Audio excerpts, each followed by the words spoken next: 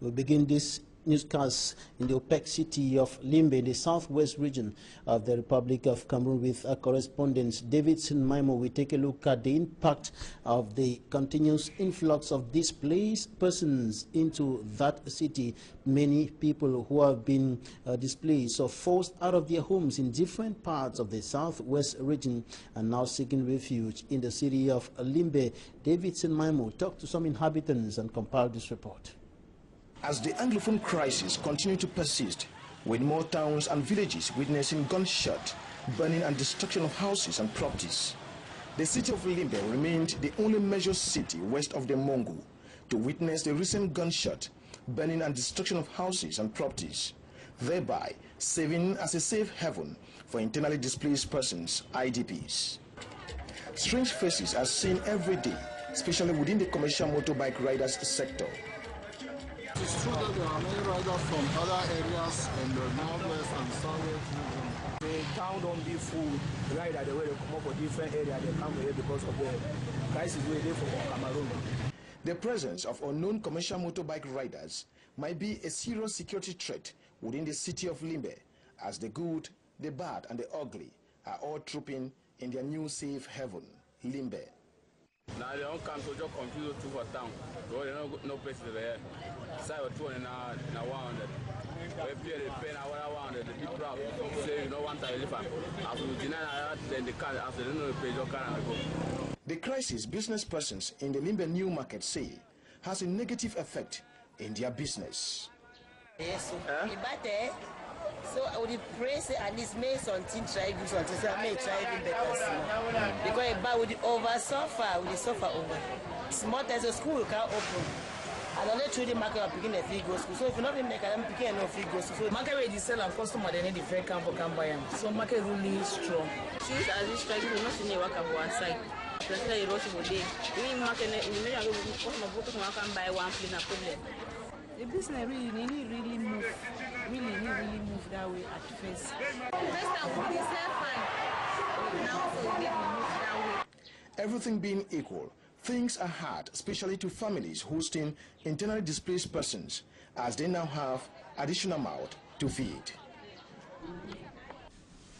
Southwest correspondent based in Limbe, Davidson Maimo, talked to legal mind Barrister Obi Are Emmanuel, and this is what he had to say concerning the prevailing situation in that city.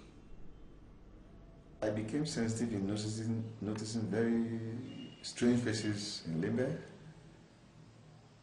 and upon my finding, I realized that there are people who have displaced themselves from other localities due to the ongoing crisis. So the town has become so crowded, and I had to keep late. One day, made a round and discovered that so many of these people don't even have relatives here. So they sleep in slums and uncompleted buildings owned by people they don't even know. So, and they keep coming day by day. They keep coming for refuge. From the way things are going, the recent attacks in Ekona, Moluka, Mutengene, Boya itself, Limbe seems to be the only safe ground for now. And the kind of people who say that we don't even know. Quoting from, is it Junior Achebe? He said, all lizards crawl and you don't know which one has belly bite. So my take is that the call from international communities, the call from NGOs, the call from Amnesty International and other political leaders, getting a solution to the crisis, the process should be hastened, because these kind of people, as long as they stay here, the ideas keep changing, and nobody knows what may happen tomorrow. So I really believe and pray that peace should reign, and the authorities that be should act very swiftly. And in neighboring Buea, chief town of the southwest region of the Republic of Cameroon, the mayor of that municipality, KMER Reply, has said there will be no more Operation Ghost Town in that part of Anglophone Cameroon. Speaking in an interview to EQUINOXE television, he said he and his collaborators have launched a crusade against Operation Ghost Town and other activities of the separatists. This is what he said. The city of Buea is waxing very strong, well, and standing upright, despite echoes of threats here and there. Yesterday, Thursday, 5th of July, we had to summon a town hall meeting in the form of a press conference to ascertain and alleviate the fear implanted by the unknown in the minds of the denizens of Buea. We were taken unawares on Friday, Sunday, and Monday last week, and there was every need for us to stand up and prepare the minds of our people, and of course encourage them to go about their daily businesses. I, as the custodian of the socio-economic life of the city of Buea, have not declared any ghost town, and so anybody declaring a ghost town should declare it formally. Anything informal is unknown and should not be accepted. And so we have talked to our people. We are sure Monday life will be normalized in the city of Buea, just as it is today. I want to be very categoric. All structures owned by the council on Monday, the doors will be wide open. All movables owned by the council will plow the streets of Buea. And so we have talked to the business community to accompany the council to realize these goals. We are quite optimistic. We are quite optimistic that it's going to work. The markets are owned by the council, and so it is but obvious that the Buea Town Market, this Great Support Market, and a few other satellite markets will open their doors on Monday, and I will personally supervise. And despite the fear and uncertainty looming over the Anglophone parts of Cameroon, the northwest and the southwest region as a result of the deepening Anglophone crisis, the mayor of the Buea municipality, KMER Patrick Isunge, equally told us that the municipality is ready to receive the Minister of Territorial Administration, Paul Atanganji, who has announced the start of the implementation of President Paul Biya's close to 13 billion francs CFA emergency aid plan to displace persons in the northwest and southwest regions of the country, as well as those in neighboring Nigeria. Here's an extract of what Mayor KMER Patrick Isunge told us. The entire business community had been meeting, and the thing that people have been clamoring for dialogue. I think we had a sustained dialogue yesterday, and I think that is how we should move on with the dialogue on a vertical step. There are no particular persons to be invited for a dialogue. Do you invite somebody you don't know to talk with? I think what is important is to stakeholders of the city, the stakeholders of the division, the stakeholders of the region, the stakeholders of the nation to discuss a way forward for our country. There are no defined categories of persons to be invited. I have as a responsibility to man a crusade. I started my crusade yesterday, and I'm sure the victims within my area of competence, my area of jurisdiction, are eager to recall, and of course, they will attend to the minister when the appropriate time. And Territorial Administration Minister Paul Atanganji has said nothing will stop the implementation of President Paul Biya's close to 13 billion francs CFA emergency aid. EQUINOXE reports. Things are under control. We have pockets of resistance that we can really minimize, which cannot really hinder the deployment of the activities on the field. No matter threats of resistance from Amazonian Defense Forces, the humanitarian emergency plan of President Paul Biya will move on absolutely hit-free in the northwest and southwest regions of Cameroon come next week, says Minister Paul Atanganji, president of the ad hoc interministerial committee charged with the implementation of the Solidarity Action Plan to affected English speakers. I want to tell you that everything is under control. We have pockets of resistance, but I can tell you that the pockets of resistance cannot disturb the plan of action which is put in place. The forces of law and order have taken appropriate measures He gives justifications for whosoever doubts the success of the activity. During the celebrations of the 11th February, we had messages that no, there will be no celebrations. We held those celebrations in the Northwest and Southwest region. During the celebration of 8th of March, we had stories that there will be no celebrations. We held those celebrations on the 8th of March in the Northwest and Southwest regions. During the 20th of May, we had the 1st of May, Labor Day, people said, no, we will not hold those celebrations. Those celebrations were held effectively in those regions. During the 20th of May, it was even marvelous. I think the message should be clear. We are carrying humanitarian assistance to a population affected by atrocities created by people who don't belong to this country. I sincerely believe that, the forces of defense and security have taken appropriate measures. During a joint press conference in Yaoundé Thursday, Communication Minister Issa Chiruma Bakari read out the strategic objectives of the humanitarian emergency plan. Restore a living environment conducive to the development of the communities concerned, to provide emergency humanitarian assistance to population in distress, to ensure the socio-economic reintegration of individuals and communities who are victims of violence and forced to move, to rehabilitate infrastructure destroyed as a result of such violence, and in general to promote social cohesion and living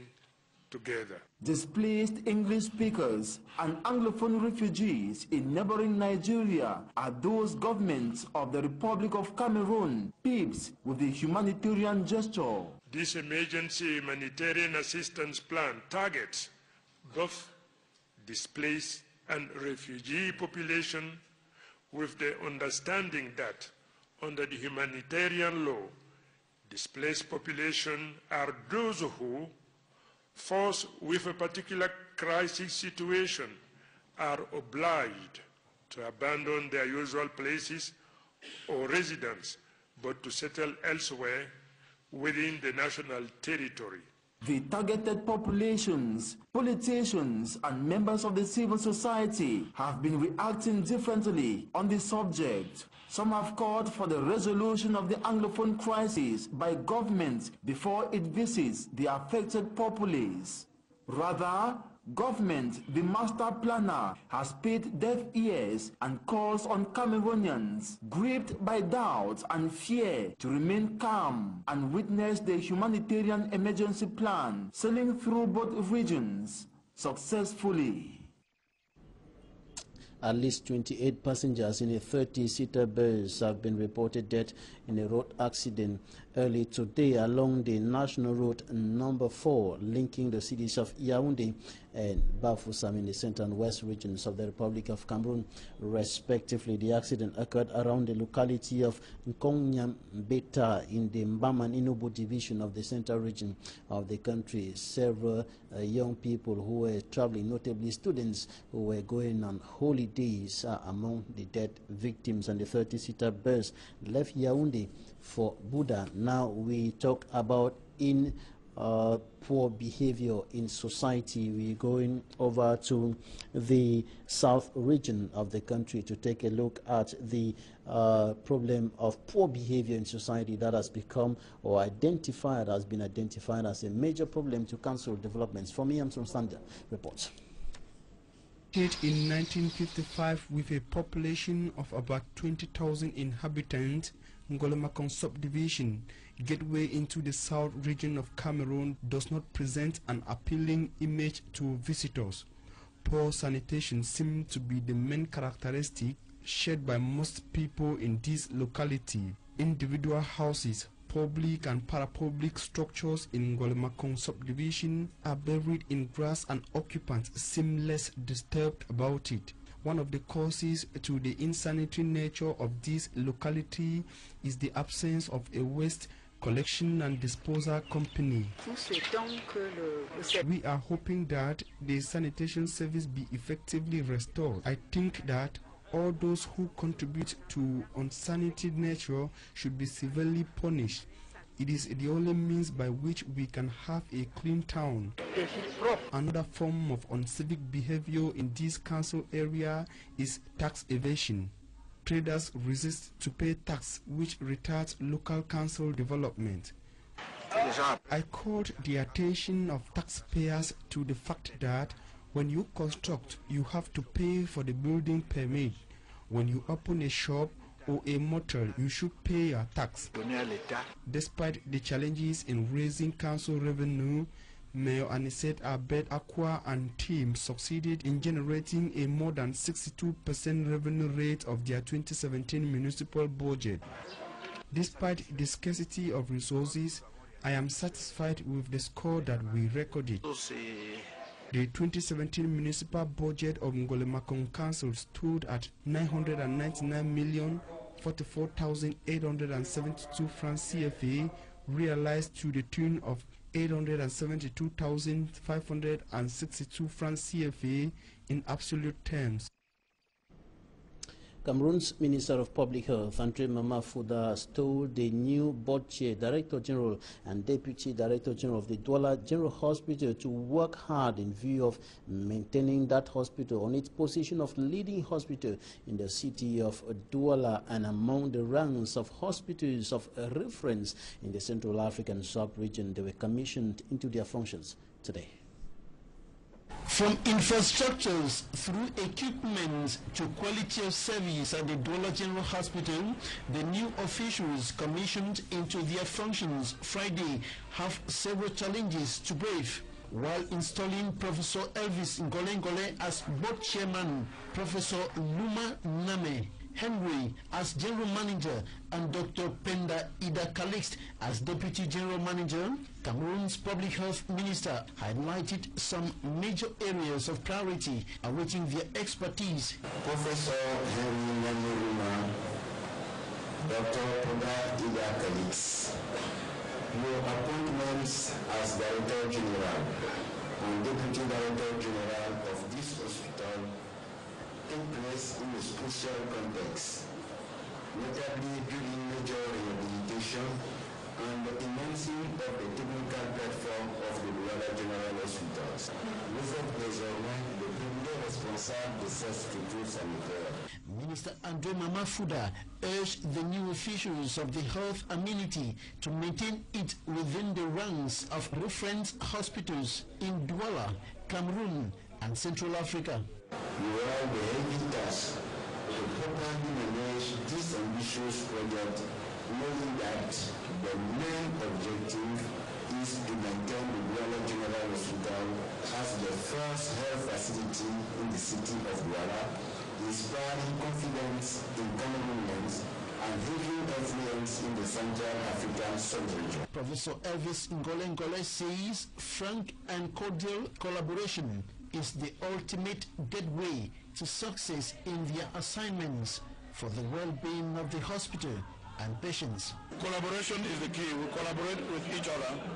Collaboration among the members of the board, collaboration with the management team, the Director General and his assistant, collaboration with all the other staff members, the doctors, the experts, the support staff and everyone. With that spirit of collaboration, we can begin to solve those challenges that you referred to earlier. The former Minister of Forestry and Wildlife, Professor Elvis Ngole, takes over the position of board chairman of the Douala General Hospital from Dr. Nalova Lyonga, now Minister of Secondary Education, while the new general manager, Professor Luma Name Henry, takes over from Professor Bele Prizo. The latter had been serving as general manager of that hospital for the past 21 years.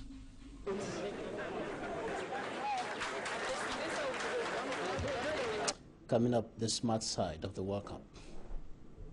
Thanks for joining us on the smart side of the ongoing 2018 FIFA World Cup in Russia. The Blues of France have defeated Uruguay 2-0. Good evening. Good evening, Babila. Good evening to several televiewers. Was it surprising? No, it wasn't surprising, but if we have to go through the historical, there is a record meeting between France And Uruguay, you must have understood that that is out of 5 matches already played by these two countries. Uruguay was leading by an advantage that they have scored at least one. They have defeated France once, and the remaining matches have ended in draw. So I knew that the match between France and Uruguay was going to be a very, very entertaining game. And of course, the best side was supposed to carry the day. And obviously, let me say the best side carried the day for today, and that was Les Bleus de France, who were so wonderful this afternoon. And it should be noted that it was all with the game. FIFA says no to racism. It was a very tough game, very, very engaging match between the two teams. And you must have noticed France decided to change, and this header was one of the first goals that we saw. The goalkeeper for Uruguay, Muscalera, couldn't make actually a save from that head from Raphael Varane. Raphael Varane, should be recorded, is one of the first person who scored for France, and it is not usual for a Frenchman or defender to score for France, but he was the first person to score some few minutes before the break. It was a demolished Uruguay side, Luis Suarez, who were heading back. Before, in the second segment, this man they call Antoine Griezmann increased the tally, and most persons are blaming the goalkeeper Fernando Muscalera, who let that goal in from Antoine Griezmann. So at the end of the day, it was Uruguay that they were very angry, annoyed. They used every tactics, but no way. It ended 0 for Uruguay and 2 for France, and it was a clash between two former champions, two countries who have once tasted the trophy. So one country is already out. We said today, 1 or 2 big teams or big names will lead the tournament, and the first big name is Uruguay. And considering the strength of Uruguay as far as football is concerned, this can be considered like one of the surprises of this edition of the World Cup. Surprise, we may put it that way. 2-0. 2-0, but it's really, really a big surprise, as you put it. But you know, at this level of the competition, there is no big team, there is no small team. Most of the teams that have arrived at this level, they have the caliber. And just to note, Babila, that Uruguay and Belgium were the only side to have qualified to the knockout phases without a defeat. That is from group stages right up to the round of 16. They have not tasted any defeat right up to this level. The first team that did not concede a defeat in the group matches is already out. We don't know what will happen in the next game. That will be coming up some few minutes time from now. All right, that is the records. Now, talking about the French national team, Babila, it will be the 6th time they will be qualifying for a semi-finals at a World Cup. And just to note, the very first time that they qualified for the semi-finals, Babila, they met with Brazil at the semi-finals. That was in 1958, and guess what? They lost to Brazil by 1-0. And France again met with West Germany in 1982 and 1986, where they also lost, and they managed to beat Croatia in 1998 at the level of the semi-finals. And in 2006, they beat Portugal too at the level of the semi-finals. So France will be qualifying for the 6th time at the level of semi-finals at any World Cup. Now, we decided to pay an attention on the squad of France. Let us look at the squad of France that actually played today. Most of them were part of the game today. Comprising of many nations. You have at least 4 Africans, or 5, if we have to put it that way. 1 from Portugal, and the Frenchmen themselves, there are just 4 of them. So it is like a mixed continent that played against the South American side. So that is the squad of France that actually won the team of Uruguay today. So you want to see all of them double nationality, or maybe they decided to nationalize as Frenchmen. You see the number of Frenchmen who are in that squad, just 4, and 2 Cameroonians, Mbappe, Umtiti, 2 Guineans.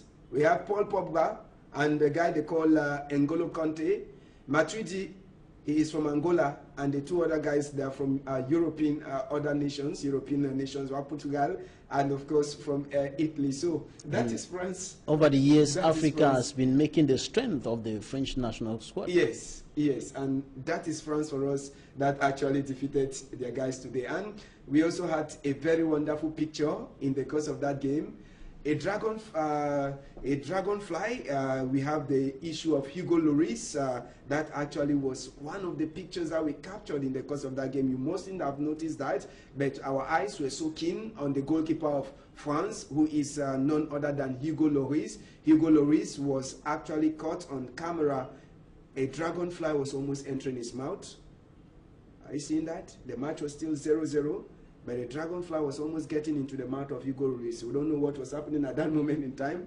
We don't know whether Hugo Lloris was praying or what was happening with him. That was at the 16th minute of the game. A dragonfly was getting towards the mouth of Hugo Lloris. Now we're going to take a look at the key moments of the game. Key moments. The child at the end of the game, we saw this young man, or let me say, he was so flabbergasted. He was so surprised. They were beating his team. The guy was crying when they scored the second goal. It was just not, this guy, you know, the boy was watching with a lot of dexterity. He started crying on the pitch. But not only him, Babila, we also had a player for Uruguay. They call him Jimenez. He is Jose Jimenez, who was also crying. He followed the same pattern of this young man who was touched by the defeat of Uruguay. Maybe our technician can move the picture a bit for us to see that player who was also in pains when he noticed that the time was already running against them. Jose Jimenez also was actually crying in the course of that match. Maybe Ndam can give us that snapshot of Jose Jimenez, who was also a player on the pitch. He was still engaged in the competition, but was crying. Well, unfortunately, we're not going to see the face of that player of Uruguay, but just to note that whenever these two players don't play the match, Cavani and Suarez, when they don't start the match, that game is always ending against Uruguay. That is, it's never ending in favor of Uruguay. It's always against them. So we decided to come out with that aspect of the game. Diego Forlan, or let me say Edison Cavani, was injured and was supposed to start from the bench. Luis Suarez alone played two positions on the pitch. He couldn't actually fill all of those gaps. Unfortunately, he was beaten. And the surprise spectators at the pitch this afternoon that we saw, Cristiano Ronaldo, Ramos, and a host of others, those of them, Messi too was there. They were surprised that France was already getting Cristiano Ronaldo. The eyes were wide open. And of course, Ramos was surprised. Messi too was surprised. And the other key players, Michel and all of them, surprised at what was happening. Those were the surprise spectators of the game today. Now, Brazil, this evening, we are having another tough game. We are having another tough game, and it's going to pit the Seleções of Brazil against the Red Devils of Belgium. It's another staunch quarterfinals match that we're going to watch. Records, Belgium will be entering the match as the most offensive side at the World Cup. A total number of 12 goals scored already. In terms of possession, we have Brazil just 1% above them. But in terms of corners, spot kicks, Brazil are so wonderful. Shots, Brazil are the same with them. So that is a comparison, that is a head-to-head between Belgium and Brazil, who will be playing later on for us to get the second qualified team for the semi-finals, to know that the winner between Brazil versus Belgium is going to confront the Blues of France, who picked up their first qualification. Now we decided that's going to be a South American versus Europe head-to-head. Europe again. And now let us see the head-to-head. With the victory of France, this head-to-head should have changed, because we will have South America versus Europe head-to-head.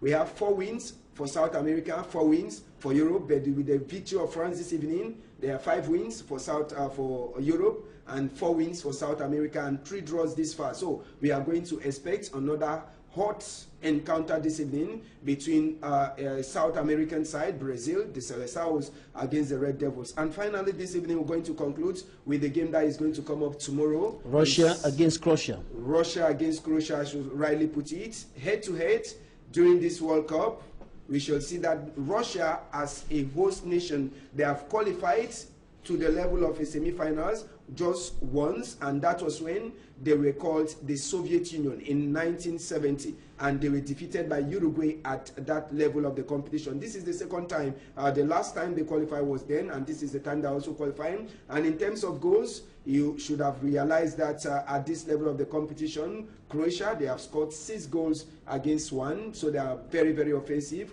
1 win for Croatia, again no win for Russia. So it's going to be another tense encounter that we're going to watch tomorrow. Just know that this weekend we are going to have several other matches that will be coming up. We have the likes of